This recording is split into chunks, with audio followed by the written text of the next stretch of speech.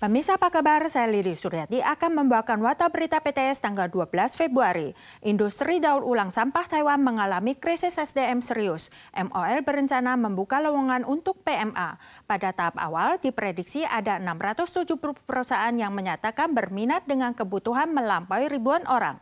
Saat ini regulasi terkait masih dalam pembahasan.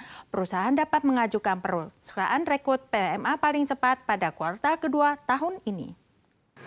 Pelaku usaha industri daur ulang sibuk mengolah sampah karton. Berhubung industri daur ulang sampah tergolong pekerjaan 3D, yakni berbahaya, sukar, dan kotor, operator mengalami kesulitan menemukan pekerja.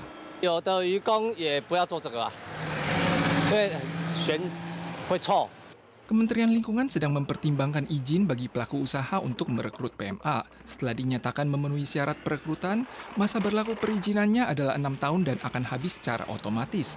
Namun periode perekrutan PMA paling cepat baru akan berjalan pada kuartal kedua. 经过问卷以后，大约有600多家有这个需求，那人数大概是在1000多个人左右。 Pelaku usaha yang hendak merekrut PMA harus mengajukan permohonan kualifikasi terlebih dahulu kepada Kementerian Lingkungan, kemudian mengajukan permohonan izin rekrut dari MOL. MOL menyatakan bahwa alokasi PMA mengacu pada rasio PMA sektor manufaktur sebesar 20% yang ditetapkan oleh Kementerian Perekonomian. 我也不希望业者说教育训练完之后，然后移工时间到了他就离开。 Operator juga mempertimbangkan rincian pelatihan bagi PMA. Ormas yang telah lama peduli dengan pekerjaan daur ulang berharap agar pemerintah segera mengizinkan operator industri daur ulang untuk merekrut PMA agar tidak berdampak terhadap mata pencarian mereka. Kemarin, petugas imigrasi berhasil menangkap 8 PMA Vietnam ilegal di Taichung. Guna menghindari pemeriksaan, beberapa di antaranya berusaha memanjat hingga tebing dinding gedung. Ada juga yang bertengger di atas mesin AC. Untungnya Satgas berhasil membujuk dan membantu mereka turun dengan selamat. Guna menghindari pemeriksaan, beberapa PMA berusaha memanjat dinding luar gedung lantai 3 dan menggantungkan diri di atas mesin AC. Petugas damkar segera menggunakan tangga untuk menyelamatkan para PMA. Tanggal 11, NIA berhasil menangkap 8 PMA Vietnam di Taichung. Dalam proses pemeriksaan, ada yang berusaha melarikan diri dengan memanjat jendela dan berdiri di tepi dinding luar dan mesin AC. Satgas Imigrasi melakukan pendekatan persuasif dan meminta bantuan damkar untuk menyiapkan alas pengaman dan akhirnya berhasil menyelamatkan mereka. Total 6 pria dan 2 wanita berhasil ditangkap dan diamankan di pusat penampungan sementara untuk menunggu proses deportasi. Epidemi influenza terus mengganas dan menyebabkan kepadatan di UGD. Beberapa rumah sakit di wilayah utara telah mencapai kapasitas maksimum.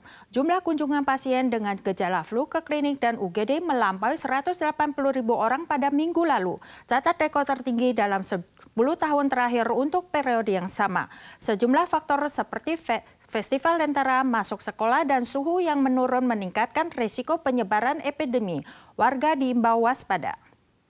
Taiwan melaporkan 128 kasus bergejala parah dan 28 kasus kematian akibat flu minggu lalu. Mayoritas terjangkit virus H1N1 tipe A.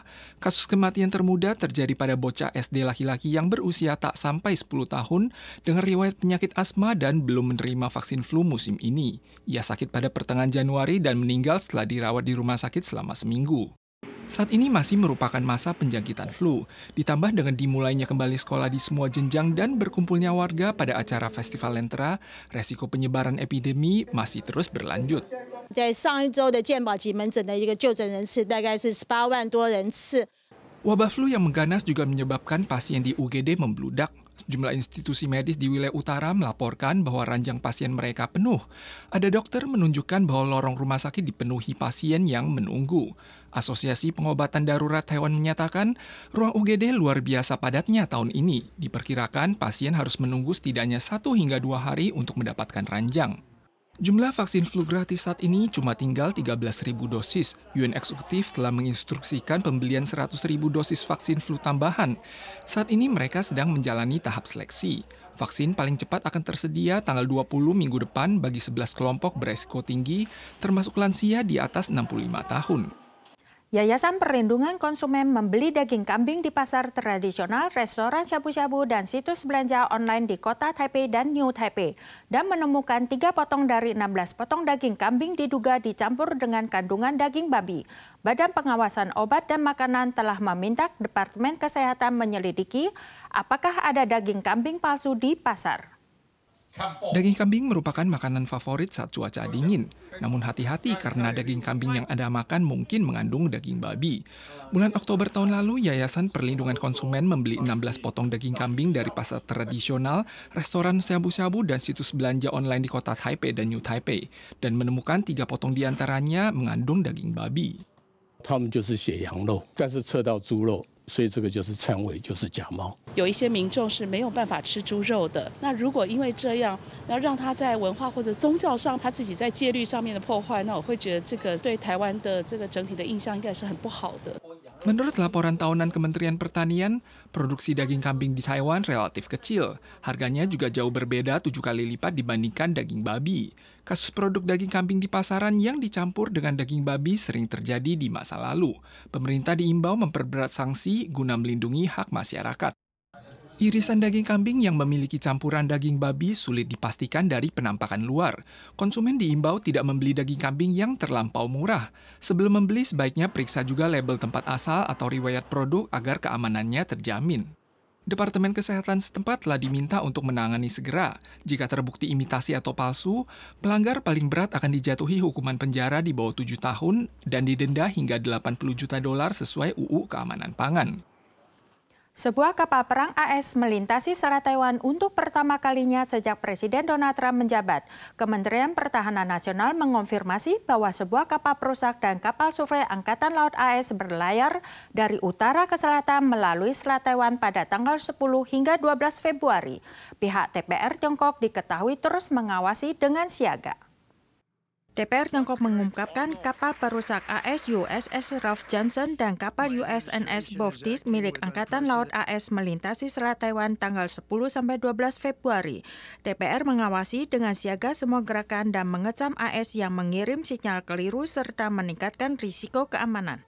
Komando Indo-Pasifik AS menyatakan jalur yang dilintasi kapal perang AS tidak termasuk dalam perairan teritorial negara manapun. Namun langkah ini memicu reaksi keras Tiongkok. Kementerian Pertahanan Nasional Taiwan menyatakan hari ini terdeteksi 30 pesawat militer TPR dengan 23 diantaranya melintasi garis tengah Selat Taiwan dan memasuki wilayah udara Taiwan dan membentuk formasi pengepungan dari 3 arah. Para pemirsa sekalian, sekian wadah berita dari PTS. Kita soal lagi di lain kesempatan. Sampai jumpa.